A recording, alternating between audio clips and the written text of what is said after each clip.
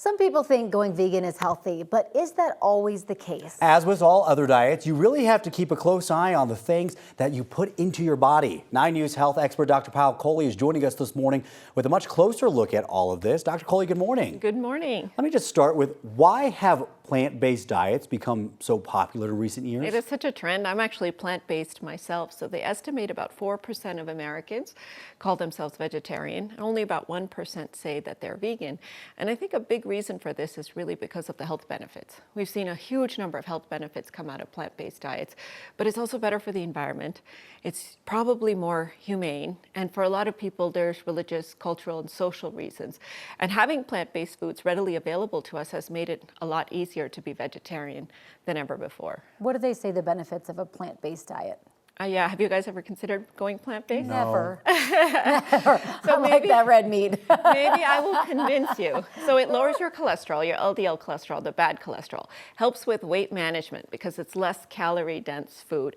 It is associated with increased longevity, living longer, potentially lower risk of dementia, decreased risk of diabetes, and decreased muscle mass loss over time. So a whole host of health benefits that it's been linked to, that people are saying as long as you don't get nutritionally deficient with a plant-based diet, may actually be healthier for you than many of the red meat-based diets, which we know contain a lot of unsaturated fats and can raise your cholesterol, can cause triglycerides to go up. Now, as we tease, those benefits come along with eating the right kind of plant-based foods, because there's also the wrong kind of plant-based foods, right? Very much so. In fact, I personally eat some vegan junk food myself. So one of the most important things to do is just, if you're plant-based, doesn't mean you're being healthy. You want to make sure that you're whole food plant-based. So you're not eating those fake meats. You're not loading up on carbohydrates. You're not loading up on refined sugars, because when you tend to go plant-based, you go to a restaurant, what do you order? Macaroni and cheese or mashed potatoes or some of the most unhealthiest options. So I actually like to look at the ingredient list when I buy my groceries. We'll look at how many ingredients it has, how processed it is. So you want things that are minimally processed, what the protein and fiber content is. That's really important.